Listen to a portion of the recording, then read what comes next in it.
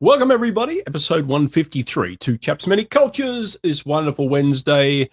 And today we're talking about intercultural relationships, marriages, connections, any type of relationship. But in this case, we're talking about intimate relationships between two loving people who find each other attractive. And that may, more increasingly today, involve cross-cultural communications and interactions. So we're going to talk about that today and top tips for at least maybe preparing yourself ahead of time or even while you're initially in the stages of a intercultural relationship. Stick around.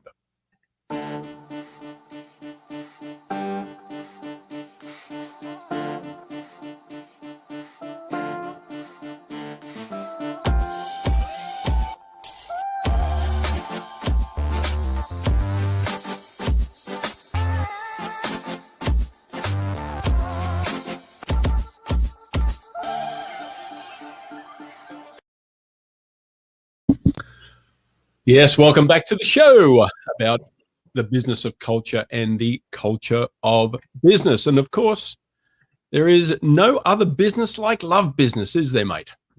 I don't know. Is it a business? Well, sometimes it's the oldest business. Well, it is, and it involves negotiations. Yeah, even good sales techniques. Oh yes, good sales techniques. It took a good salesman to sell this to my wife. I mean, hello. It wasn't easy. Absolutely. It is a process. It is a process. And what was your marketing like? That's what I want to know. What was your marketing funnel? My funnel was very bad at that time. I think I got really lucky. I think I was able to score out of my league and didn't do much. Or as in an Australian in an Australian context, we call it batting out of our crease. There we go. We use the cricket analogy, right? And batting out of your crease is an uncomfortable place to be, and a place you probably shouldn't have no deserving right to be. But I can certainly agree with you. I'm in the same position. Well, now after all these years, I say, well, of course I deserve that. Yes, there was a reason for that. Now, absolutely. I only jokingly say sometimes that my wife and I are in a intercultural relationship. Most people probably will not see it that way because, well, my wife and I, we were from the same culture. We have the same passport identity, but she comes from a different part of Germany. So people will tell you that my part of Germany and her part of Germany don't always see eye to eye. So we've had to negotiate a little bit around that. But in the technical terms or in the definition that we're outlining here today, I think my relationship with my wife is probably not a good example. However, I know you, Brett, and we've mentioned this a few times here on this program, you and your loved one are from distinctly different parts of the world, right? Yeah, absolutely. Opposite ends of the earth, which is, obviously great. It was what I found, really intoxicating and exotic about this wonderful person that I met, because she was from the other side of the planet, speaking more languages than I've forgotten. She's forgotten more languages than I'll ever speak.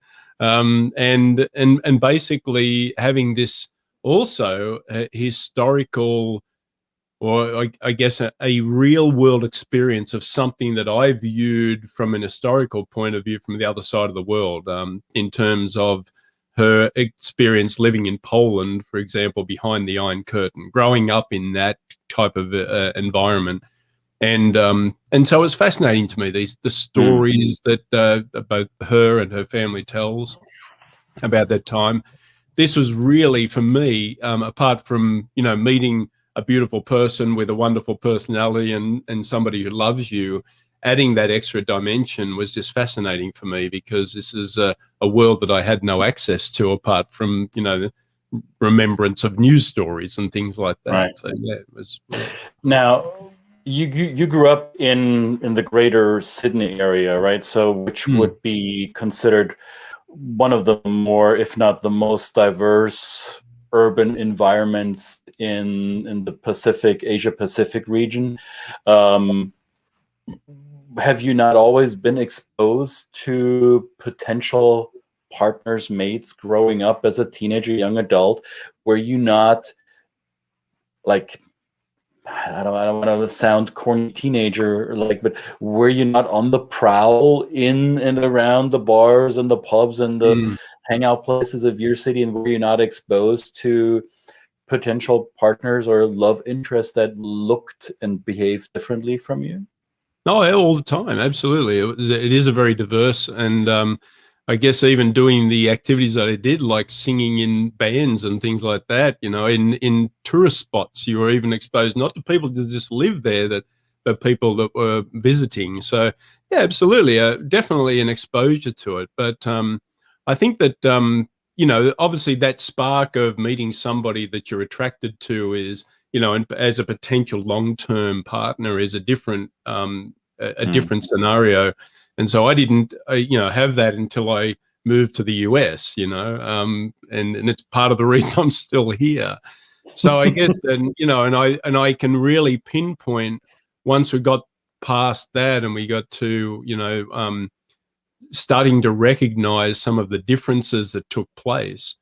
There was probably, even just like all relationships, they always go through kind of some difficult times and things like that. But some of these things could be directly pinpointed on the cultural differences.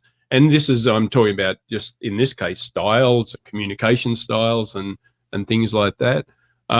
Luckily, didn't have to really navigate any negative biases from either of our families that might have existed, because, we didn't really have to navigate that. Some funny little stories, like my first time going to Poland, and of course, we'd been dating for a little while, and but my first time going to Poland and then realizing we weren't married yet, but certainly Marta's family, we were given separate rooms to sleep in. This is a very interesting thing as somebody who's kind of, you think you've grown up at like 35 or something like that, and now you're kind of being treated like two teenagers at the other end of the house. Yes, so you were not 18 when that happened, right? So this was, you were a grown-ass man, right? I absolutely. But it was something that I didn't question too much. I mean, I kind of thought, well, how, I can look at that. That's a pretty innocuous type of situation where you can look at that and go, well, actually, that's pretty quaint. And it, and if from a traditional point of view, you can see where it makes sense. So that's kind of a very small little bump in the road that you might think, right? But when it obviously comes to intercultural and also interracial marriages, which is probably the deeper aspect of it, where you can come across more of these problems, that's where we're kind of talking today about how to prepare yourself. And we're going to put a tip sheet in, just some considerations for doing that. And I think right at the start, I was reflecting on this and thinking, why not start now? Why not do it even if you're a single person? Getting ready for these conversations, preparing your family for these conversations, if you feel there's a really high chance that you might meet somebody that's either a different race or a different culture, right? That you can actually learn, first of all, do your own work, right? That's the thing. And this happens, and as we wrote in the intro to this episode, this happens more now than it has happened before. And we're not talking necessarily I don't like interracial, I don't like the term, but between different relationships between different ethnicities. Right. Yes, that happens too, but both you and your wife, you're both Caucasian, you're both white, and yet you're culturally distinctly different. You grew up speaking different languages, you grew up in different rule systems and different moral frameworks, right? So ethnicity would add another layer to it, but it was already, there were enough differences between the two of you and your two families as is, right? So we don't even need that layer to make an intercultural relationship somewhat of, I don't want to say a challenge, but a little bit different, right? And if I look back, and in preparation for this episode, I thought about this growing up in my young adulthood, when I saw my friends and acquaintances around in my circles who they dated, who they started relationships with, and it was predominantly same on same. And there were, at our wedding, we had a fairly, by German standard, a fairly small wedding. And the only couple at our wedding that was interracial or intercultural, well, there was only one couple out of the 80, 90 guests we had at our wedding, right? And that was a looker. For the more conservative people at our wedding, they were like, ooh, a white man and a black woman. Ooh, what's going on here? Because they didn't know them, right? But that was, for a minute or two, that was a topic of conversation. And then it passed. But looking around my circles that I interact with now, whether it be here in the US or back in Europe, the number of intercultural relationships that I see in my immediate circles has skyrocketed compared to 20, 30 years ago. And it may simply be because I live a more, I don't know, global life than I did back then, quite possibly. I don't know, but this is just an evidence, but to me it appears that it has become more common to see people becoming life partners, or at least long-term relationships coming from different cultural backgrounds. And as I'm saying this, I want you, as you're watching this live or as a recording, let us know where in the world you're joining us from, and maybe also want to let us know what culture you identify predominantly. You may identify with several cultures. Let us know that as well. And if you are in a relationship that includes a partner that is from a different part of the world, or from a different cultural background, we'd love to hear your comments. We're by no means the experts on this. We simply wanted to jump on that topic because it is something that we see in our daily lives, and we're curious how others are making it work. So let us know questions, ideas, comments. So Brett, the number one tip you had, and we're going to share this in that worksheet you'll get from us. We'll give you a link at the end of the episode where you can download that. But what's your first tip? You said you got to do your own work, right? Yeah, I mean, I think this is important in any, like we talk about this in business, right? It's about exploring your own. Certainly, you can even explore your own biases and your own preconceptions of other cultures. And so even before you potentially meet somebody from another culture, or then you have to kind of identify what makes you tick. What are the values you hold, and what is the potential that those values you hold may be different from the person you meet? And I think this would exist in even a somebody or two people from the same culture. But it really is exacerbated when you meet somebody, and of course, in the kind of the wonderful warmth of the new relationship, these topics kind of tend to be put aside until you get to the reality of life, right. and so that also I think you're doing your potential partner or the partner you've already got a real. I mean, this is one of the loving processes, is that you're giving them the grace to say, look, I really want to know about myself before I can be the best possible partner for you. And in that way, can we both do this process, right? Encourage each other to do your own work. And we often, why not use a cultural assessment tool even, right? To kind of evaluate what your preferred, even if it comes, as I mentioned before, communication style, somebody who is very direct versus very indirect. I mean, this is just it seems so simple on the surface, but if you've got a partner that is always kind of really direct, in your face type of communication and confronting you with things you find offensive, then they may be doing it actually because they've found in their life, and they've been brought up to believe that works, and that's honesty, and that's loving. You know, that's that simple example where you can kind of realize, and is there a point where you can, you know, as we talked about before, the zone of appropriateness, like Annie Malinsky points out. How far can you stretch and come together to realize that you're doing it right. It's an important thing to do, I think. Yeah. Now, the interesting aspect to this is, while I completely agree with you, if you had told me this at age 17, 18, 19, when I really began being interested in other people seriously, not just in a teenage kind of way, but like, hey, can we make this work, or you want to sleep over and you want to have more meals together and hang out more. If you had broached that subject and say, well, I know who I am, well, why do I need to do some work on myself? That's nonsense. And so I think it comes with a certain level of maturity that someone might be open to doing the work on themselves, right? And well, here's an aspect. Sorry to cut you off, but here's an aspect I just thought of as you said that.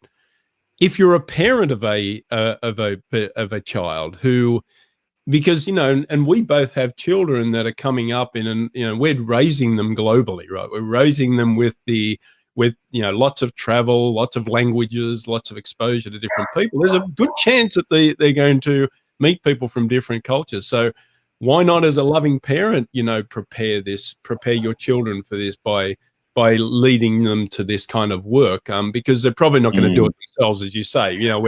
We're just basically looking for something to chase.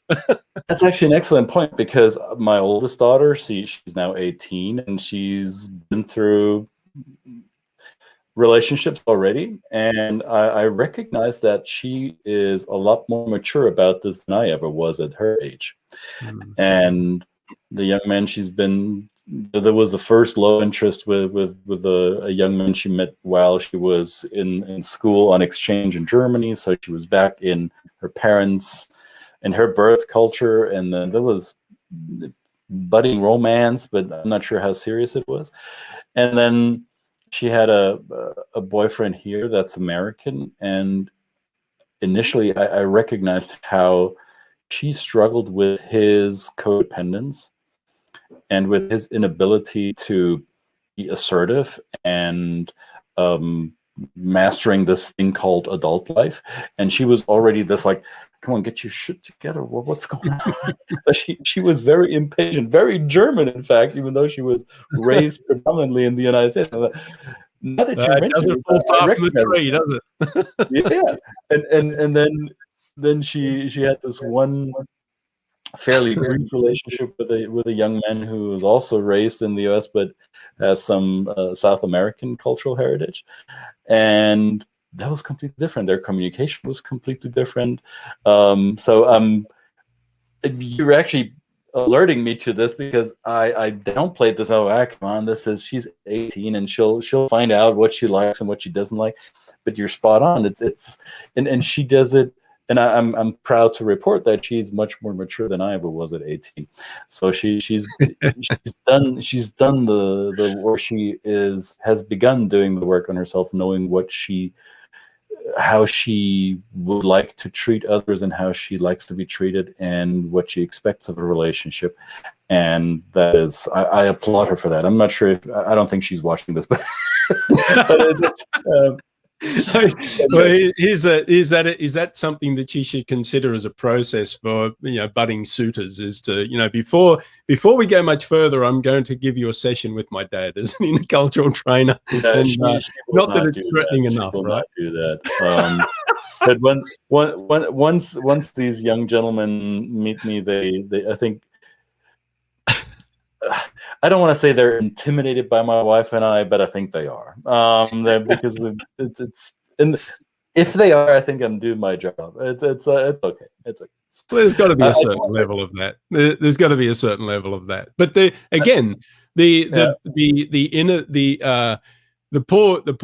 poor guy that turns up is going to not be aware of the German style of interaction. Well, so then, I think my daughter preps them for that. I think they prep them. My oldest, I know, is aware of this enough, and she will tell them, "Oh, be prepared. My parents are quite straightforward and direct, and they don't hold back." So she tells them that.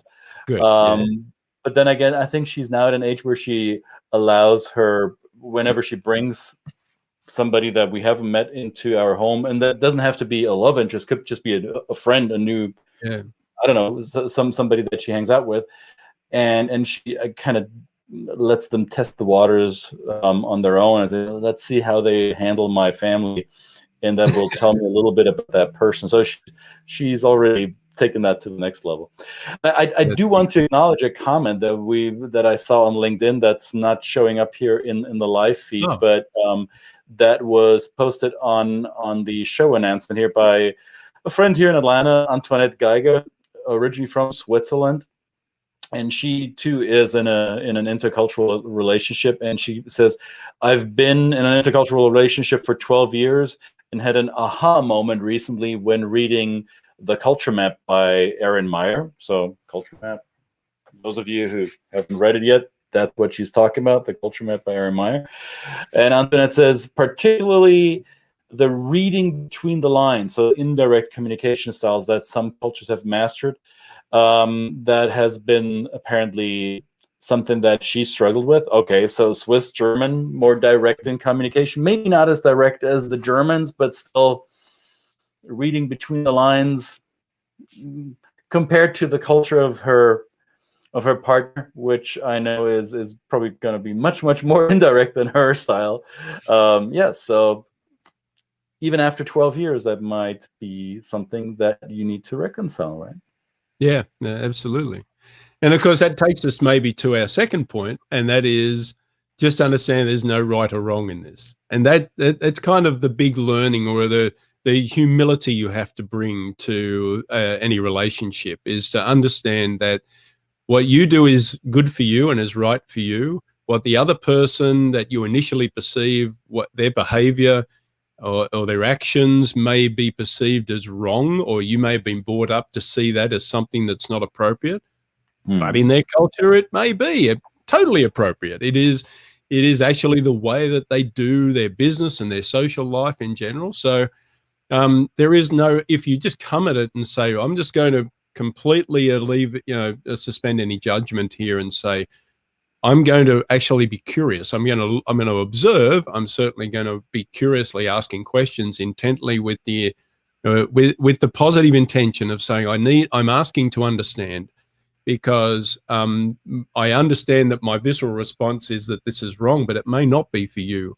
And I want to give you that grace. So that's an important thing. It's a really, all these things are enriching conversations, are they not, to have with somebody that you potentially are looking at a long-term relationship with. But I think the fallacy that we're all susceptible to is that we at some point believe, well, don't we know each other so well by now? Haven't we spent so much time together already that both of us should be aware of how we like to behave with each other, be with each other, and what the behavioral expectations would be of each other. And the shoulding is the problem, I think. One of my mentors once told me, stop shoulding all over yourself. Because the shoulding is setting expectations that may not be shared by the other people. And after all these years, I mean, my wife and I will be married for 20 years this summer. Yes. There are still occasions where we mismanage each other's expectations. So I don't think that'll ever go away. I think that'll follow us in any long-term relationship. You will catch yourself off guard a little bit. Say, well, I wanted it this way, but didn't you want it that way too? I thought you should know that I want it this way. Well, I thought you should know. So this is something that it doesn't hurt to remind yourself that there is no right or no wrong. There's in a partnership, in a relationship, it takes constant reminders and reevaluation of what the common denominator might be. Yeah, absolutely. Well, that certainly happens in my relationship. I think it's a good term, mismanagement, right? It's it's not a mismanagement is a good term, because you're thinking about it as like I've missed something. I really haven't done it. I'm humbly coming to it and saying I admit that I probably didn't approach that the right way. and I haven't used the skill sets I probably have in the right way, and to manage each other's expectations, or at least recognize them, right? Which kind of might roll into our third point, and that is the old 2 ears and 1 mouth type of approach, which is even more difficult when you're kind of got two people that communicate in different ways, right? That is certainly the one aspect, and I know it's beaten to death in all types of areas of life, business and personal interactions. But when it comes to relationships, I guess, and I'm not a marriage counselor, I'm not ever trained that way, but I've spoken to a few, and it is kind of leading people to just be quiet, just to listen, really intently listen, to hear and not respond, not be that kind of I'm listening, but I'm listening because I just want to make sure I'm forming my own argument against it, that kind of approach. It's a very important thing. It's very hard to do. We're not saying any of this is easy, even in normal relationships, but I guess it can be even more complicated in intercultural relationships, where those expectations, as you say, managing those expectations can be harder. Yeah. Now, I think even though you might think as a couple you've figured it out, or you at least have a basic foundation how to reconcile differences as they reappear or appear anew in your time spent together, there will be the moment when you recognize that having a long-term relationship comes with more than the two of you. Each of you has brought in baggage into the relationship in the form of your families, your relationships, your prior relationships, your work relationships, your worldviews that are shaped by you or have been shaped by your environment, right? So there might be some challenging conversations here and there if you bring into your life a partner from a different culture. You might be very well prepared, or you might be getting better at handling the differences. What about your family? What about your parents? What about your friends? They may not be as open to this. So how are you going to have those conversations, and who are you going to have them with, right? Absolutely. So it'll be different for each culture. I mean, this is again getting back and recognizing who in your family will want to be considered in your decision. You might think, this is my decision, I'm an individual, and it is my decision. But if you culturally take a look back in the historical framework that maybe your parents and your grandparents and your others, and even your siblings, there are certainly situations where we've seen two children grow up in the same family. One holds on to the deep traditions of their family, and the other one moves away from them. So there can be disconnect there. So, again, recognizing that the possibility for having to have tough conversations, and who they involve, right? Being respectful of whether your partner, what point and how does your partner then become a part of that situation? Certainly, just for some families, fronting up on the doorstep with somebody from a completely different culture, looking and sounding and speaking different languages, might be a bit of a shock, if you don't prepare your family for that. It didn't happen to me, but it happened in my immediate circle of friends. There was a friend from college days. She fell in love with a young man from Nigeria, and she brought him home, and her rather conservative Southern German white parents were a little taken aback, and there were questions like, did it have to be a black guy? Seriously, that's what happened. And she was like, this is the man I love, and this is how my family responds to this. And half a year later, the father, who was originally a little bit worried about the ethnicity of her daughter's boyfriend, was already up in their new house's attic fixing holes in the roof. Like it changed quickly, but the initial knee-jerk reaction was one of prejudice and bias and stereotype. And be ready for this, right? There might be a different religion involved, and there might be, I don't know, the religious spiritual guide in your family that may need to be involved in this. What you're marrying outside of or you are engaging in a relationship outside of your faith. How will this work? and maybe your family will bring in the spiritual leaders of your community in order to help them wrap their head around the relationship you're forming. So there are so many aspects in this that it involves. Maybe in the beginning it's the two of you that are figuring out the differences and how the attraction can brush over the behavioral differences that may not play so much into the relationship in the beginning, but after a while, when the butterflies settle down, you recognize, oh, this is a bit different now.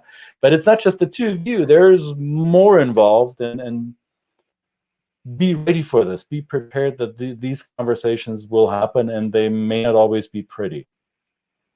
Absolutely. No, it's a big subject. I think it's a fascinating subject, one that I could talk about all day, because it's there's so many considerations for it. Because essentially, we want, everybody wants to come together and join. If you're joining two families from two different cultures, some real magic can happen. I mean, watching for the first time my mother, mother at least, meeting Marta's mother, and when you've got families from the other side of the world, and you think, well, this has probably never ever happened. And then actually watching that first interaction between two women, and I'm talking about just mothers at this point, but just two women who are coming together to embrace each other as, and figure that it was a really touching moment for me, because I thought this would not have happened unless we made it happen as a couple, right? These things, this is changing the family tree. This is a really drastically diverging from the traditions of what I had back home and what Marta had back home. So it can be so enriching if you do it the right way and approach it the right way. I'm not saying we did. I'm sure we made mistakes. But again, we were very lucky because it was kind of pretty innocuous. There wasn't a lot of bumps to go over. But we can imagine that for those out there that are navigating this or are contemplating this, it can be a big subject. And just we would, this tip sheet that we're putting up here is free. It's a starting point to perhaps share with your potential partner, or put in your pocket next time you meet a potential partner, to share with them and say, if you're, I'd really like to have this conversation with you. I'd really like to open this as something that we need to consider, because if we don't, you could lose something that is very special, and to lose it for the cultural reasons, it's like having a normal business merger and acquisition fall apart for cultural reasons. That's kind of a pretty silly reason to have it happen, Sure. And that's why we put those tips together in a written format. So go ahead, check it out here. Either write it down what you see on the screen, or check the comment box. I posted the link in the comment box, so you can pick it up from there. We also are going to continue this conversation over on Clubhouse, actually right now as we wrap this up. So if you want to talk about this and weigh in and give us your 2 cents on this, join us on Clubhouse. We're going to wrap this up here now. And you can only do this if you're watching this live. If you're watching the recording, unfortunately, the Clubhouse will have already concluded. But next time, remember, there's going to be a Clubhouse on Wednesday, and we're going to talk about this without the video. So for now, we're good. For now, let's talk about this more without the video. Two Chaps, many cultures. We're out for now, and we'll see you again tomorrow. Chaps for now. See you.